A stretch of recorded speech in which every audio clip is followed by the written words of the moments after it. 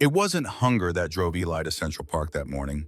It was hopelessness, the kind that makes your chest heavy, the kind that settles deep, like winter refusing to leave. He had walked through nights colder than any cell he'd known, yet nothing compared to what it felt like carrying a name everyone believed belonged to a thief. Eli was 28, and despite the years that had passed since the court said he embezzled funds from a company he never even had full access to, no one looked twice at the truth. The world simply stamped him guilty and moved on. Now, he slept where benches let him, ate what strangers discarded, and trusted no one, not even himself. That morning, the sun spilled soft light across Central Park, and Eli watched from the shadows as a man sat alone on a bench. Sharp suit, fine leather shoes, a cane beside him, eyes fixed straight ahead, but too still, too blank. Eli stepped closer. No one else around. Then he saw it.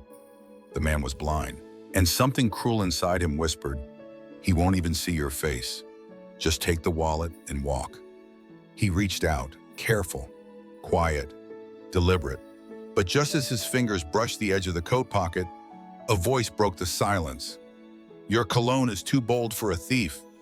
Eli froze. His breath caught. He wanted to laugh, to run, to curse himself for even wearing the cheap scent he'd rubbed on from a sample bottle 2 days ago. But instead, he just stood there, stunned by the calm in that man's voice. "I'm not looking for trouble," Eli muttered eventually. "I know," the man replied, still facing forward. "Sit down if you want, I don't bite." Eli sat, not because he was told to, but because something about the way this man carried silence made it feel less like judgment and more like space. The man introduced himself as Thomas, 32, blind for 3 years after a rare neurological complication. Once a rising name in architecture, now someone forgotten by colleagues, cut off by family, and betrayed by the one person he thought he'd grow old with.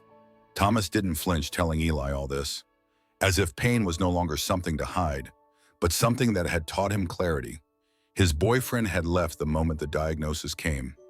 No goodbye, just vanished along with most of Thomas's financial accounts. "The manager," Thomas said softly with a wry smile, "managed more than just my spreadsheets." Eli didn't speak much. He never did.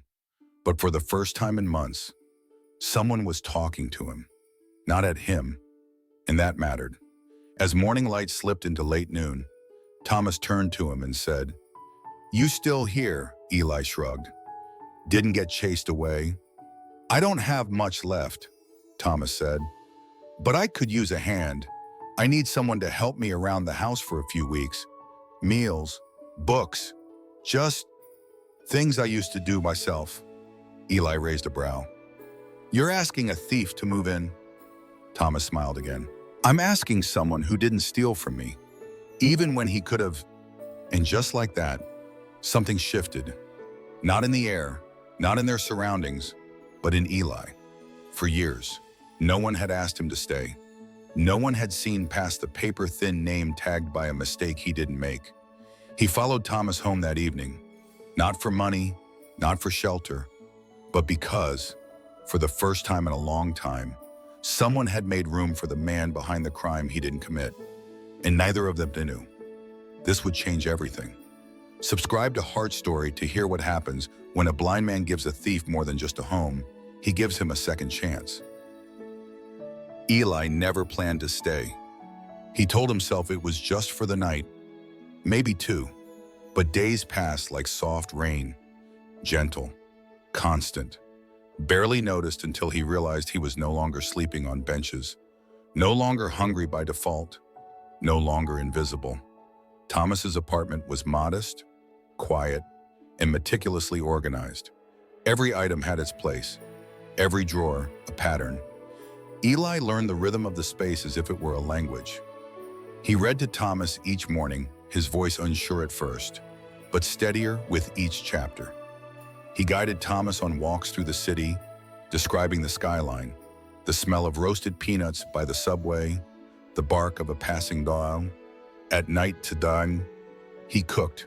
Nothing fancy, but Thomas always thanked him like it was a feast. Still, Eli kept his distance emotionally.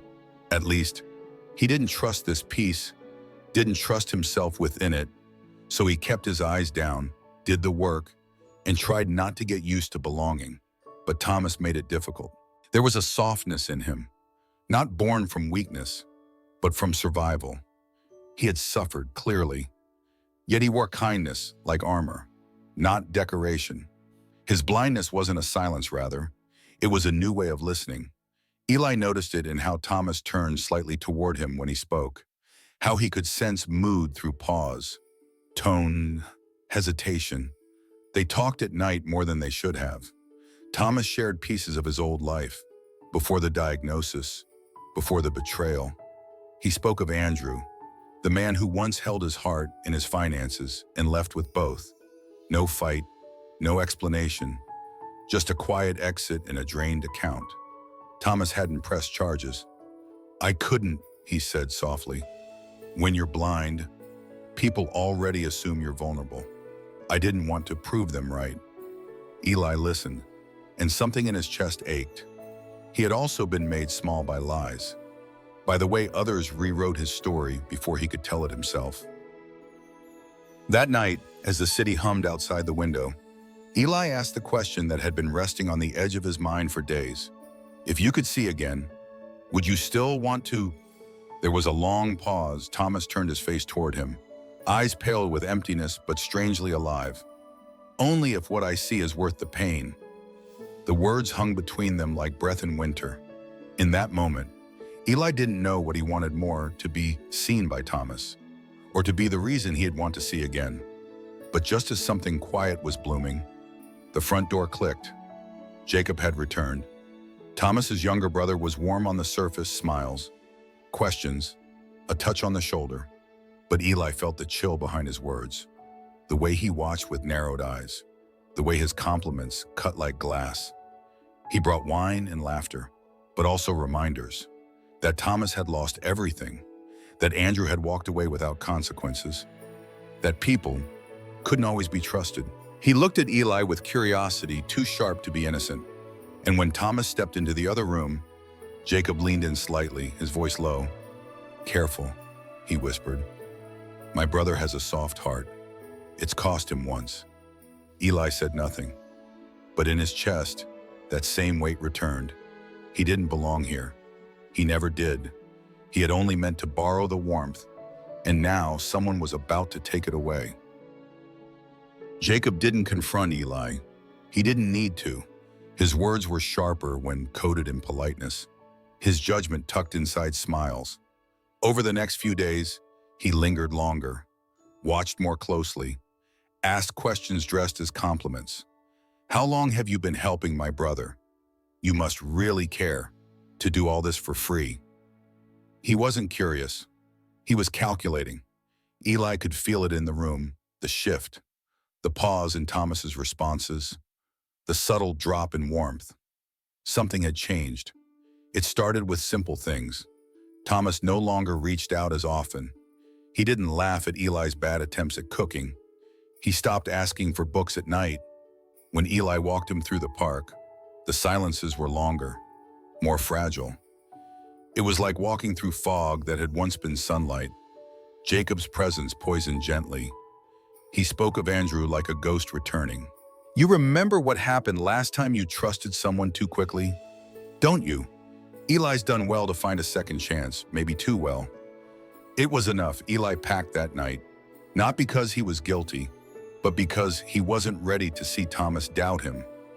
Not him, not after everything. He left before sunrise, no sound, no confrontation. But he couldn't walk away without saying what he couldn't say aloud. He reached for the Braille guide Thomas had once casually left on the coffee table. It had taken Eli days to understand even a few symbols, but he practiced when no one watched. Night after night, finger to page, line to meaning. And now he wrote his first letter, in dots pressed slowly into paper, hidden between the pages of a worn book Thomas loved. You said darkness had its color. I hope I'm still your favorite shade. But he didn't stop there. He still had the recording. That one night weeks ago, when Jacob's voice had come through a speaker in Thomas's kitchen, careless, cruel. Eli hadn't meant to eavesdrop. He had simply been cleaning, and the Bluetooth call connected by accident. He froze when he heard Andrew's name, then recorded it, out of instinct, out of something deeper, something that didn't trust the way Jacob spoke about the past. Now he listened again, just once, enough to confirm what he already feared. Andrew's voice, unmistakable. I took the blame so you could keep your name clean. Jacob, that was the deal. And Jacob had replied, you were always better at disappearing. Just make sure he never sees you again. It wasn't just betrayal. It was orchestration. Eli attached the file to an anonymous email, sent it to Camille, the only friend of Thomas he had ever heard mentioned with warmth. No signature, no name, just the truth. And then he left. No suitcase, no goodbye. He disappeared the way he had come, in silence. The next morning, Thomas reached for his favorite book. His fingers brushed the unfamiliar indentations between the pages. He paused. His hand trembled. Then he began to read, dot by dot, word by word. And when he reached the end, he didn't speak. He just cried quickly, not from anger, not from betrayal, but because someone unexpected, unwanted, unloved had believed in him more than the people who claimed to care. That was the moment Thomas knew. He didn't need to see to understand. He just needed to stop listening to the wrong voices and start standing for the one who walked away so he wouldn't have to. The recording reached Camille by mid-morning. It came from an anonymous address, unsigned, unlabeled, attached only with one line typed into the body of the message. He deserves to know. She hesitated before opening it, but something in her gut, the same instinct that had once warned her about Andrew years ago, pushed her forward. She listened. Once, then again. Then she stood up, shaking, and called her lawyer. Within 24 hours, the file was filed as new evidence. The courtroom wasn't large. It didn't need to be. Just bright enough to expose the truth and quiet enough to hear the lies fall apart. For 3 years, Thomas had believed the same story that Andrew, his partner, his manager, his supposed confidant, had not only stolen his money but abandoned him when he needed love most. It was a wound that never healed, because the betrayal had cut twice. Once through his accounts, once through his heart. But now, with the recording played aloud, the pieces broke apart and fell into place. Andrew had never loved him. In fact, he had never been with him. The relationship had been fabricated. In truth, Andrew had been Jacob's lover. The man Thomas had mourned, grieved, cursed in silence, wasn't a partner, but a pawn. Jacob had orchestrated it all. He'd needed a scapegoat, someone to disappear with the money. While Jacob trusted brother, grieving sibling stayed behind to comfort Thomas and quietly control what remained. Andrew had signed the papers, transferred assets, removed digital trails, then vanished. Just as planned, the betrayal hadn't been romantic. It had been blood. And Jacob, with his careful smiles and rehearsed pity, had watched his brother sink into self-doubt without lifting a hand. The judge's gavel struck with finality. Asset control was returned to Thomas. Legal proceedings began against Jacob and Andrew, though the latter was still in hiding.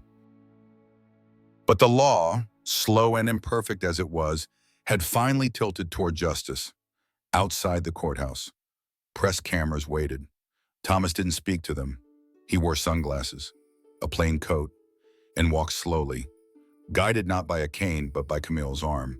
She asked him gently what he wanted to do next. He didn't hesitate. I need to find him. She knew who he meant. Eli had left without a word, but not without a trace. Camille had found a name attached to the Braille alphabet guide Thomas had ordered weeks ago. One shipment, one name, one address somewhere in Brooklyn. But before the search began, something else arrived. A letter from a clinic in France. An offer Thomas had once declined without hesitation: experimental retinal surgery. A fragile, uncertain chance. A flicker of possibility. He had ignored it before. Not because he feared the risk, but because he feared seeing nothing worth coming back for. Now, so he felt different. Not because justice had been served, but because someone had seen value in him when even his own brother saw none. Still, he delayed the trip. Surgery could wait. There was someone he had to see, not with his eyes, but with what had always worked better: his heart. The bookstore sat quietly between a laundromat and a forgotten cafe in Brooklyn, its window dusted with late autumn leaves and taped flyers curling at the corners. Inside, rows of secondhand books lined creaking wooden shelves, their spines worn like old travelers with stories far heavier than their pages. Eli was at the register, stacking returns. His hair was longer now, not styled, just left to its own rhythm. The name tag on his chest said Eli, not a new name, not a false one, just a man trying to start again, quietly, out of sight. He hadn't spoken to Thomas since that morning in the apartment. He hadn't heard from Camille either. He assumed the recording did its job, that the truth had landed where it needed to, that Thomas was back on his feet, stronger, surrounded by people who had known him longer, better. But he hadn't forgotten the sound of Thomas's laugh, or the way he turned toward a voice like it carried light. That morning, the bookstore bell rang. Eli didn't look up at first. He was used to the sound. Customers came and went, people looking for poetry they wouldn't finish, or novels they only wanted for the covers. But then he heard the voice, soft, familiar, shaped like memory. "I was looking for a book, but I think I found someone instead." Eli turned, and there stood Thomas. No cane, no glasses, no guiding arm, just him, his gaze steady, his expression unreadable, until it softened with something unspoken. "You can see," Eli said, barely a whisper. Thomas stepped forward, his voice quiet but sure. "Not everything. The surgery gave me light, shapes, edges, but I didn't come for what I could see." He reached into his coat pocket and pulled out a folded piece of paper. Eli recognized it immediately. The Braille letter, faintly creased, carefully kept. "I read this 100 times, Thomas said. Each dot, each line. I memorized it like a map, because I knew if I ever found you, I wanted to bring it back." Eli tried to speak. He couldn't, so Thomas continued. "Justice came because you never stopped believing. Even when I did, you reminded me I was more than what they left behind. And maybe we both needed to learn how to see without looking." They stood in silence. Not awkward, not broken, just still. Later that winter, they opened a library together. Not grand, not famous, just a quiet space tucked near the edge of Prospect Park, where readers could sit for hours without being hurried, and blind visitors could run their hands along shelves labeled in Braille, finding stories that saw them back. They called it Through Touch and Trust, and above the entrance, carved into reclaimed wood, was a sign written in 2 lines, one in ink, one in dots. "He gave me back my sight. I gave him my truth." Sometimes healing doesn't come with fanfare. It comes with forgiveness, with someone who stays, or someone who leaves so you can become who you were meant to be. And sometimes the people we try to steal from are the ones who end up saving us. Have you ever met someone who saw your worth before you did? Follow Heart Story for more stories where pain meets hope and broken paths find their way home.